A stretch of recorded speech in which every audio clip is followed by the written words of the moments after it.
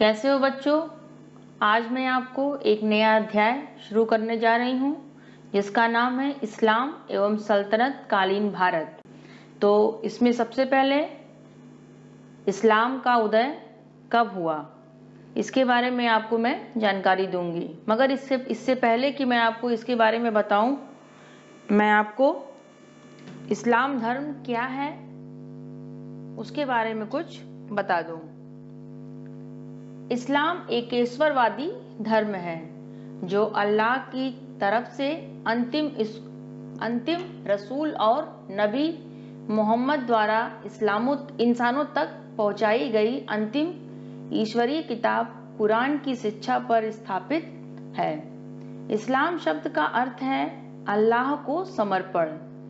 इस प्रकार मुसलमान वह है जिसने अपने आप को अल्लाह को समर्पित कर दिया, यानी कि इस्लाम धर्म के नियमों पर चलने लगा। इस्लाम धर्म का आधारभूत सिद्धांत अल्लाह को सर्वशक्तिमान एकमात्र ईश्वर और जगत का पालक और हजरत मोहम्मद को उनका संदेशवाहक या पैगंबर मानना है। यही बात उनके कलमे में दोहराई जाती है, ला इलाहा इल्लल्लाह मोहम्मद उर रसूल लल्लाह, यानी कि अल्लाह एक है, इसके अलावा कोई दूसरा नहीं और मोहम्मद उसके रसूल या पैगंबर हैं। तो चलिए अब शुरू करते हैं इस्लाम का उदय।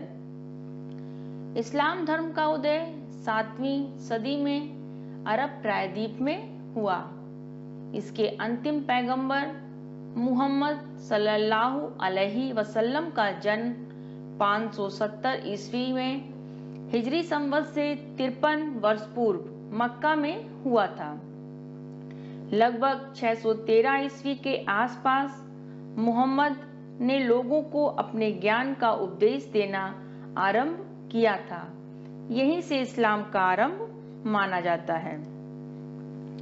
तो अब आपको बताते हैं कि मोहम्मद साहब की शिक्षाएं क्या थीं, जिसमें पहला है कलमा। कलमा अल्लाह एक है और मोहम्मद उसके पैगंबर हैं। दूसरा है नमाज, प्रतिदिन 5 बार नमाज पढ़ना। तीसरा है रमजान, रमजान के पवित्र महीने में रोजा रखना।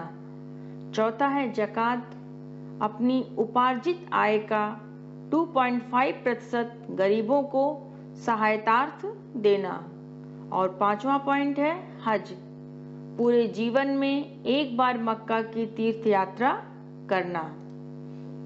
अब हम शुरू करते हैं हजरत मोहम्मद सल्लल्लाहु अलैहि वसल्लम के बारे में मैं आपको कुछ बताऊंगी। हजरत मोहम्मद सल्लल्लाहु अलैहि वसल्लम का जन्म 570 ईस्वी में मक्का में हुआ था। आपके परिवार का मक्का के एक बड़े धार्मिक स्थल पर प्रभुत्व था। उस समय अरबी लोग मूर्ति पूजक थे। उन्होंने मूर्ति पूजा का विरोध किया, पर मक्का के लोगों को यह बात पसंद नहीं आई और उन्हें 622 ईस्वी में मक्का छोड़ना पड़ा। मुसलमान इस घटना को हिजरा कहते हैं और यहाँ से इस्लामी कैलेंडर हिजरी आरंभ होता है। अगले कुछ दिनों में मदीना में उनके अनुयायी बने। तब उन्होंने मक्का वापसी की और मक्का के शासकों को युद्ध में हरा दिया। उनका उद्देश्य भटके हुए लोगों को मुसलमान बनाना था। तो ये तो बात हुई मोहम्मद साहब की। अब हम बात करते हैं इस्लाम धर्म से जुड़े हुए कुछ महत्वपूर्ण तथ्य, जिसमें पहला है इस्लाम धर्म के संस्थापक हजरत मुहम्मद थे और दूसरा है इनका जन्म 570 ईस्वी में मक्का में हुआ था। तीसरा 610 ईस्वी में मक्का के पास हीरा नाम की गुफा में इन्हें ज्ञान की प्राप्ति हुई थी। चौथा है 24 सितंबर को पैगंबर की मक्का से मदीना की यात्रा इस्लाम जगत में मुस्लिम संवत के नाम से जानी जाती है। पांचवा है हजरत मोहम्मद की शादी 25 साल की उम्र में खादीजा नाम की विधवा से हुई थी।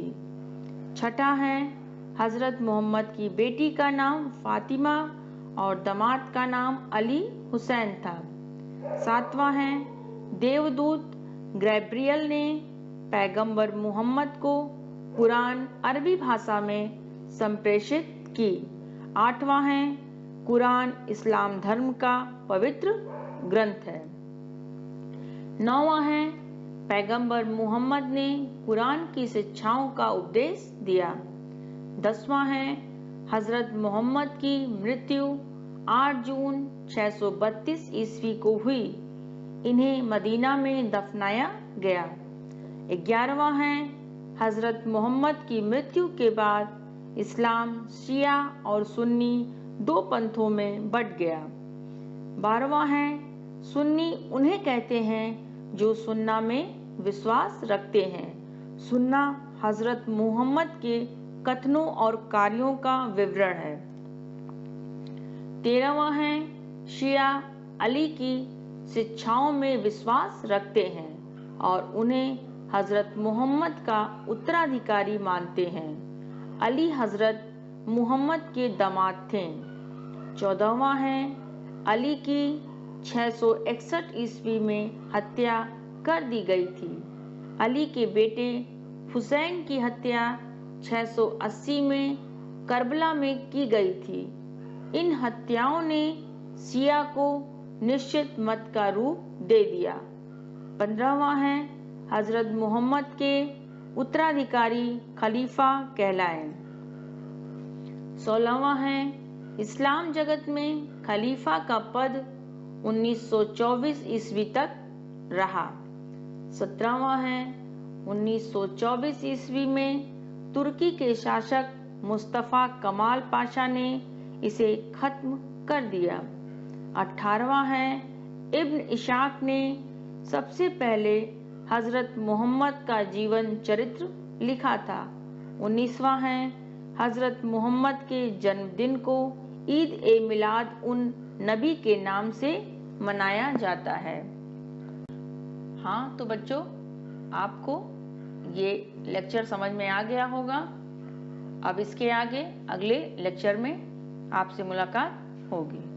तब तक के लिए धन्यवाद।